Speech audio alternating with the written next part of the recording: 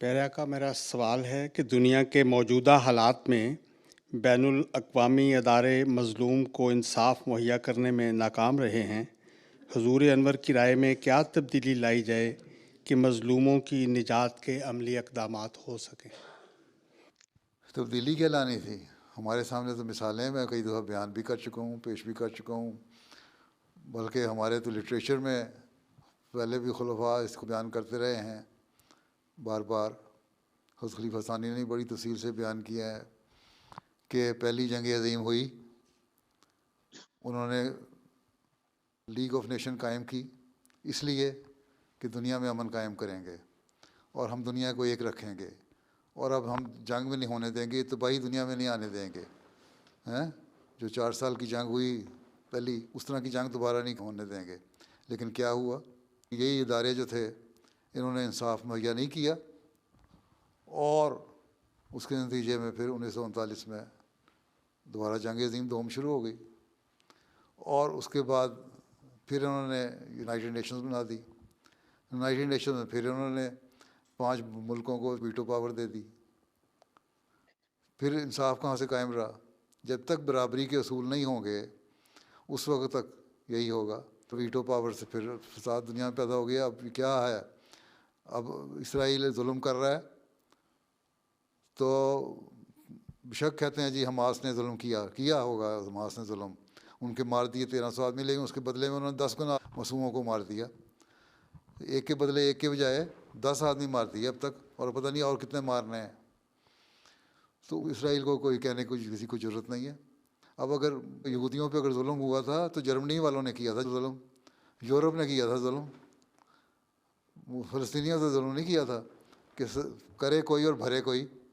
یہاں ان کو سزا دی جا رہی ہے صرف اس لیے کہ اصل میں ایک لاشعوری طور پہ یا ارادتاً انہوں نے جو مسلمان ممالک ہیں یا اسلام ہے، اس کے خلاف ایک نفرت جو پائی جاتی ہے، اس کو یہ تو نہیں ہے لوگ کہتے کہ ہم اس مذہبی جنگ لڑ رہے ہیں، لیکن عملاً یہی ہے کہ کوئی بھی جو مذہب ہے اس کے خلاف، اور کیونکہ مسلمان زیادہ عمل کر رہے ہیں اسلام پہ، اس لیے ان کے خلاف تمام وہ طاقتیں اور قوتیں اکٹھی ہو گئی ہیں، اس میں ایتھیسٹ بھی ہیں اور دوسرے لوگ بھی ہیں جو مذہب کو ختم کرنا چاہتے ہیں۔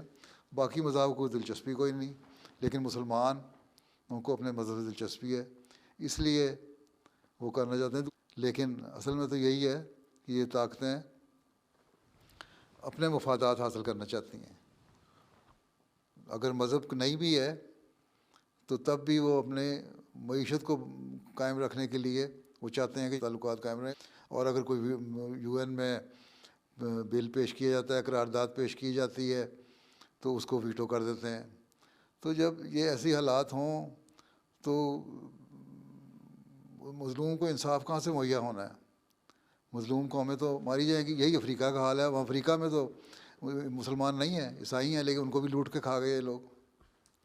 یہ پیگن ہیں یا عیسائی ہیں، ان کو بھی لوٹ کے کھا رہے ہیں، ان کے سارے وسائل اور ذرائع جو ہیں، معدنیات جو ہیں وہ لوٹ کے کھا گئے۔ اس کے اوپر بھی اب شور پڑنا شروع ہو گیا، افریقن قومیں بھی اٹھنا شروع ہو گئی ہیں، شور مچانے لگ گئی ہیں کہ ہمیں لوٹ کر لے گئے یورپ والے سارے۔ تو یہ ساری باتیں کہیں مذہب کے نام پہ یا مذہب کے حوالے سے جو یا دوسرے حوالے سے باتیں کی جاتی ہیں، لیکن اصل مقصد یہی ہے کہ جیو پولیٹیکل گین ہے، جغرافیائی اور سیاسی مقاصد ہیں جن کے حصول کے لیے یہ لوگ کوششیں کرتے ہیں اور انصاف کو قائم نہیں کرتے، اور کہتے اپنے آپ کو سب سے بڑا انصاف کا چیمپئن ہے، امن قائم کرنے کا چیمپئن ہے۔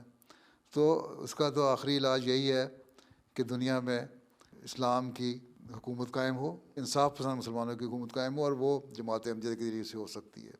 اور اس کے لیے ہمارا کام ہے کہ ہم تبلیغ کریں اور پیغام پہنچائیں جس حد تک پہنچا سکتے ہیں۔ میں بے شمار جگہوں پہ، کیپٹل ہل میں بھی اور باقی جگہوں پہ بھی، ہر جگہ یہی باتیں کرتا ہوں کہ تم لوگ ویٹو پاور کے بعد جب تک کرتے ہو اس وقت تک امن نہیں قائم کر سکتے۔ میں وہاں بھی کہہ کے آیا تھا، تمہاری بڑی طاقتیں جو انصاف قائم کرنا چاہتی ہیں نہیں کر سکتی، اور وہ آرام سے بات ہو جاتی ہے ان سے، وہ کہتے ہیں ہاں بات تو تمہاری ٹھیک ہے پر کرنا انہوں نے وہی ہے۔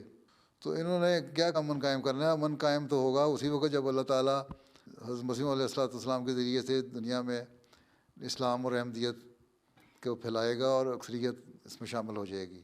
اس لیے ہمیں اپنی کوشش کرتے رہنا چاہیے، دعاؤں سے بھی اور کوشش سے بھی۔ یہی ایک حل ہے، اس کے علاوہ اور کوئی حل نہیں۔ اس وقت تک جب تک یہ حل کا نتیجے سامنے نہیں آتے، اس وقت تک مظلوم اسی طرح پستے چلے جائیں گے۔